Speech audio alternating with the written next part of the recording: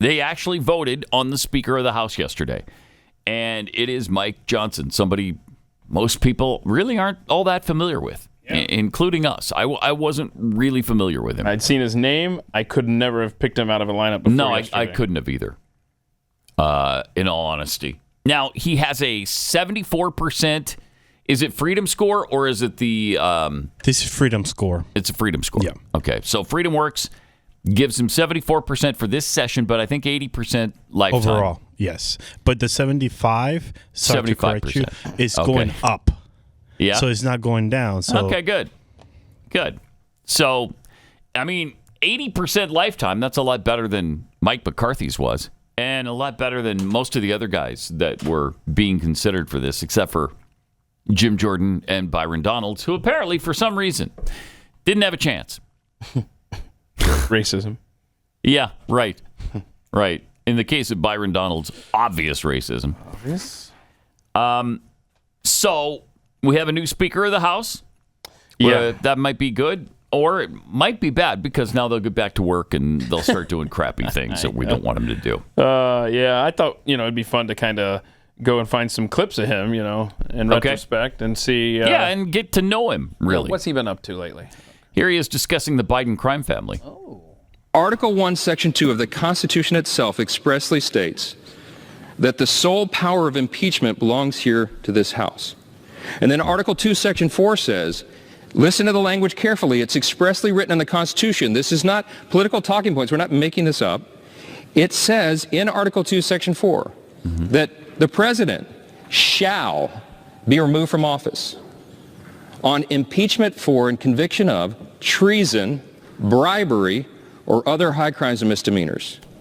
My friends, I just listed just a small sampling, just the tip of the iceberg of the credible allegations and the mounting evidence that shows that Joseph Biden has engaged in bribery schemes, pay-to-play schemes. This is what the evidence shows. We have to follow it. We took an oath to uphold the Constitution. The Constitution requires this action. The inquiry is the appropriate step. We have no choice to pursue the facts wherever they lead, and we will leave no stone unturned. Okay. All right, that's promising, right? Pretty good, yeah. Yeah, okay. All right. Here he is grilling the FBI director. Ooh. The FBI made the social media platforms pull that information off the internet if it came from conservative sources. They did this under the guise that it was disinformation. Can you define what disinformation is? What I can tell you is that our focus is not on disinformation, broadly speaking. Well, wait a minute. Yes, it is. Wait a minute. Can I answer the question? You can in a minute. Your star witness said in the litigation, Elvis Chan, who's in charge of this, said they do it on the basis of disinformation. We need a definition of what that is. Our focus is on malign foreign disinformation, that is, foreign hostile actors who engage in covert efforts to abuse our social media platforms, which is something that is not seriously in dispute. I have to stop you for time. That's not accurate. You need to read this court opinion because you're in charge of enforcing it. The court has found that, and Elvis Chan testified under oath in charge of this for you. He said 50%. He had a 50% success rate in having alleged election disinformation taken down or censored. That wasn't just foreign adversaries, sir. That was American citizens. How do you answer for that? Well, first off, I'm not sure that's a correct characterization. Comes right out of the opinion. You should read it. Of his testimony. But what I would say is the FBI is not in the business of moderating content or causing any social media company to suppress or censor. That is not what the court has found. Yeah. All evidence to the contrary, as always. Amazing. These people are amazing. So in the days after the death of George Floyd, he had this to say. Okay. And I've thought often through all these ordeals over the last couple of weeks about the difference in the experiences between my two 14-year-old sons, Michael being a Black American and Jack being white, Caucasian. They have different challenges. My son Jack has an easier path. He just does. The interesting thing about both of these kids, Michael and Jack, is they're both handsome, articulate, really talented kids, gifted by God to do lots of things. But the reality is, and no one can tell me otherwise, my son Michael had a harder time than my son Jack is going to have simply because of the color of his skin. And that's a reality. It's an uncomfortable, painful one to acknowledge. But people have to recognize that's a fact. What should we do about that? I think that we really do need systematic change. I think we need transformative solutions. I think we're at a moment where we can begin to do more to form that more perfect union, as it says in the first line of the Constitution. That's a red flag. Those are fun talking points that he took right out of a DEI handbook. Yeah. That's a red flag right there. Yeah. Wow. Yeah. Okay, we need transformative, systematic change. Yeah. So, just something to keep an eye on, right? You say you want to change the Constitution. Well, we all want to change your head.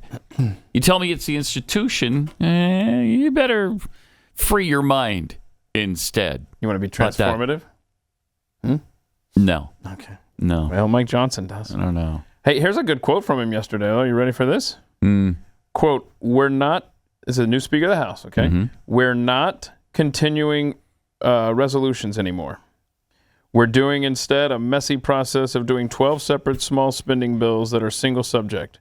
Takes more time. It's a messier process, but in the end, I think it'll be good for the American people because we're trying to curtail spending and the growth of government. Okay. But don't forget, he wants transformative. Yeah, right. Systematic. Yeah, and how about a budget? What about that? Yeah. Instead of 12 spending bills during the course of a year, how about one budget? How about you do that? I will say that this man, new Speaker of the House, Mike Johnson of Louisiana, is going to be tested very early in the wake of this Lewiston shooting. Because you know that starting, probably already, but starting business hours today in Washington, D.C., they're going to, like you said at the start of the show, they're coming for the guns. This is going to be a renewed effort, especially they're going to point, look, this guy was certified. He's the kind of guy that, anyway, they will use that. Boy, that was a Biden moment. Anyway, so it's going to be interesting to see if he's going to cave on something like this, because this is going to be his first test, major pressure right out of the gate. Hope he's strong. Here he is yesterday, right after taking the Speaker's gavel. I want to tell all my colleagues here what I told the Republicans in that room last night. I don't believe there are any coincidences in a matter like this. I believe that Scripture, the Bible, is very clear that God is the one that raises up those in authority. He raised up each of you, all of us. And I believe that God has ordained and allowed each one of us to be brought here for this specific moment in this time. This is my belief. I believe that each one of us has a huge responsibility today to use the gifts that God has given us to serve the extraordinary people of this great country, and they deserve it. Okay. Yeah, I like the God speak. I'm not sure everybody in that room was put there by God, frankly. Wait, Adam Schiff? Not put there by God. Adam Schiff has been complaining on Twitter about Mike Johnson, which is a good sign. That's positive. That is a good sign. Yeah, the New York Times was complaining about him. So that's a really good sign.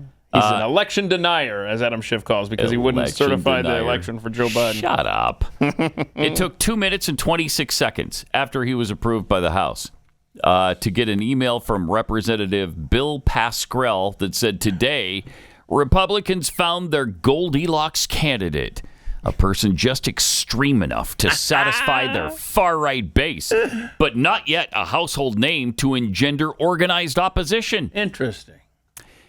7 minutes later, Jerry Connell added, Mike Johnson isn't a household name. People are Googling him just to find out who he is. But let me warn you right now, he's as dangerous as anyone in the Speaker's chair. All right. He's dangerous? Never mind the Hamas supporting socialists sitting there right next to you, Jerry Connell, on your side of the aisle. Never mind the communists and the anarchists and the brain-dead buffoons in the Democrat Party. Never mind any of that. Worry about this guy because he's conservative. They love this far-right thing, man. They think that's a winning proposition to call people far-right. Far-right extremist. He's a far-right MAGA Republican extremist. I'm shocked we didn't hear screeches of horror from the House floor while he was giving a speech, and he mentioned the word Bible. Yeah, right. Scripture. Oh, right. God. Oh. Yesterday, they've already labeled him Mega Mike Johnson. MAGA Mike. MAGA Mike. MAGA Mike, yeah. It's going to be fun. It's going to be fun to see. Oh, I like this too. Let's see. Simon Rosenberg, who is a Democratic advisor, declared Mike Johnson is a dark moment for American democracy. Well, that's okay because we don't have a democracy. So I guess that negates the dark moment, doesn't it? I my early assessment on this guy was, there's a lot more to like than dislike by far. Yeah, I think so. But then you read these quotes, and now I'm thinking, all right, this could be historically good. Yeah, I know. But honestly, they've got those talking points ready for anybody. They got the nicknames ready for whoever. That's probably who's been more frustrated than us on the right, is than the left, who's like, we had a great nickname for Jim Jordan. We can't use it now. We had a great nickname to make fun of, I don't know, Steve Scalise. Oh, we can't use that now. Wait, who? Mike Johnson. What are we going to do? We need some alliteration here. Starts with M. How about MAGA Mike? Yeah, MAGA Mike. Let's do that one. I swear.